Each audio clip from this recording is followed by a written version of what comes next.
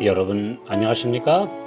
성경이 말한다 청취자 여러분, 주님의 은혜 안에 복된 하루 되시기를 축원합니다.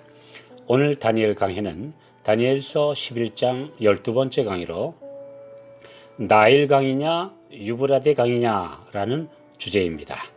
다니엘서 11장에 등장하는 북방 왕과 남방 왕의 개념은 이스라엘 땅인 팔레스틴을 두고 북방에서 세계적 강대국이던 아시리아와 바벨론, 그리고 남방의 강대국 이집트를 가리키는 표현이었습니다.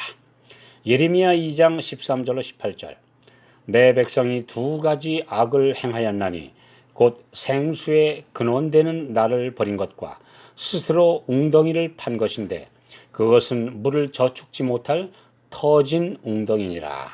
이스라엘이 종이냐 시종이냐 어찌하여 포로가 되었느냐? 어린 사자들이 너를 향하여 부르짖으며 수리를 날려 내 땅을 황무케 하였으며 내 성읍들은 불타서 거민이 없게 되었으며 놉과 다바네스의 자손도 내 정수리를 상하였으니 내 하나님 여호와가 너를 길로 인도할 때 네가 나를 떠남으로 이를 자취함이 아니냐? 네가 시홀 곧 나일의 물을 마시려고 애굽길에 있으면 어찌미며 또 그 하수 유브라데를 마시려고 아수르 길에 있으면 어찌미뇨. 놉과 다바네스는 이집트의 도시들입니다. 특히 놉은 고대 이집트의 수도였습니다. 이집트 자손들이 택한 백성의 머리 꼭대기를 뜻하는 정수리를 상하였다는 말씀은 여러 가지 의미를 담고 있습니다. 유다가 망국으로 기울였을 무렵 이집트는 동맹국이 된답시고 올라와서 북방 세력으로부터 구원하기는커녕 오히려 더 치명상을 입혔음을 가리키고 있으며, 영적으로는 그들의 사상이 유다 백성들의 머리 곧 사상을 병들게 하였음을 가리키고 있습니다. 애굽의 사상이 오늘날도 그리스도인들의 머리를 상하게 병들게 하고 있습니다. 내가 시홀의 물을 마시려고 애굽길에 있으면 어찌미며. 시홀은 성경 우리 난회주의 나일강으로 기록되어 있습니다. 그러면 나일강물을 마시려고 애굽길에 있다는 말씀은 무슨 뜻입니까? 출애굽기 5장 1절 2절, 모세와 아론이 가서 바로에게 이르되 이스라엘 하나님 여호와의 말씀에 내 백성을 보내라. 그들이 광야에서 내 앞에 절기를 지킬 것이니라 하셨나이다. 바로가 가로되 여호와가 누구간데 내가 그 말을 듣고 이스라엘을 보내겠느냐? 나는 여호와를 알지 못하니 이스라엘도 보내지 아니하리라. 성경에서 애굽이 이 세상을 상징하는 것은 누구나 잘 아는 내용입니다. 이집트의 왕 바로의 여호와가 누구간데 나는 여호와를 알지 못한다 라는 표현대로 이집트는 하나님을 무시하는 무신론 사상을 상징하고 있습니다. 특히 이집트는 나일강의 범람으로 이루어진 나일강 삼각주의 비옥한 땅에서 생산되는 풍부한 농산물 때문에 항상 먹고 살기에 어려움이 없는 곳이었으며, 아브라함과 이삭과 야곱 등 모든 부조들이 기근 때에 살아남기 위해 내려갔던 곳입니다. 결국 야곱의 후손들은 이집트에 살다가 노예가 되고 말았고, 하나님의 능력의 팔에 의해 엑소더스 곧 탈출한 것이 성경 역사에서 가장 중요한 줄거리를 차지하고 있습니다. 이스라엘 자손이 가나안에 정착 후 하나님께서는 애굽으로 다시는 가지 말라고 경고하셨습니다. 이사야 31장 1절에도 도움을 구하러 애굽으로 내려가는 자들은 화 있을진저라고 하셨지만 그들은 이후에도 계속 애굽과 손을 잡으려고 했습니다. 또 그 하수를 마시려고 아수르 길에 있으면 어찌미뇨. 그 하수는 유브라데 강이라고 예레미야 2장 18절 난회주에 기록되어 있습니다.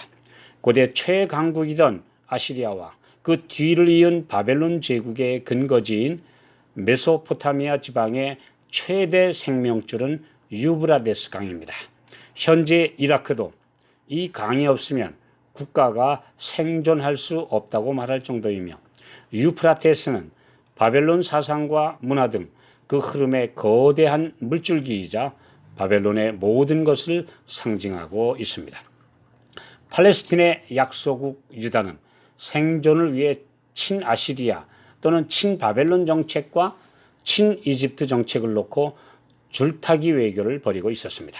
그러나 항상 우세한 여론은 친이집트파였음이 역사적 사실입니다.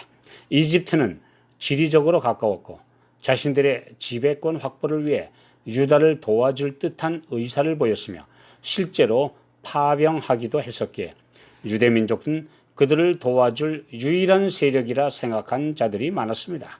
즉 또 그들이 나온 곳이기 때문에 익숙하고 친밀했기 때문입니다. 아시리아 특사가 애굽은 상한 갈대 지팡이라고 말한 대로 유다는 그들을 의지하려다 망하고 말았습니다. 오늘날 물질 문명과 세상의 부와 명예와 힘을 의지하고 하나님 없이 살려고 하는 시도는 이와 똑같습니다. 오늘 우리도 애굽의 물질 문명을 너무 의지하다가 곧 마지막 시험에 넘어지거나 또한 사탄의 유혹에 그만 물들고 마는 것이 오늘날의 현실이지 않습니까? 북방왕 바벨론은 우상의 총본산지이며 타락한 종교 세력의 근거지입니다. 이 세력에 의지하려던 자들의 주장도 망하는 길임에는 차이가 없었고 실제로 유다는 바벨론에 의해 멸망하고 말았습니다. 오늘날 남방왕은 애굽의 물질 문명과 진화론 사상, 유물론, 곧 공산주의 사상을 상징하고 있습니다. 세상을 휩쓸고 있는 퇴폐와 타락과 무신론, 진화론 사상으로 하나님의 백성들의 머리도 상해 들어가고 있는 시대입니다. 다니엘 11장 마지막 부분에서 북방왕은 교황권을 상징하고 있으며 이뿐 아니라 바벨론 세력의 중심입니다. 바벨론은 종교적 연합체이며 전 세계를 지배하는 교황권과 타락한 개신교의 연합 세력입니다. 나 여호와가 길로 인도할 때, 이 말씀이 아주 중요합니다. 하나님의 백성이 가야 될 길은 북방왕 곧 바벨론으로 도움을 구하러 가는 종교연합의 길도 아니며 남방왕 곧 유물론 물질주의와 세상 번영의 길도 아닙니다. 이 두 길과는 전혀 다른 길, 즉 하늘 가는 좁은 길, 이 길이 생명과 진리의 길입니다. 여러분과 저는 이 좁은 길, 하나님이 인도하시는 길을 가고 있습니까? 오늘 우리에게 자문해 보도록 주님이 말씀하고 계십니다.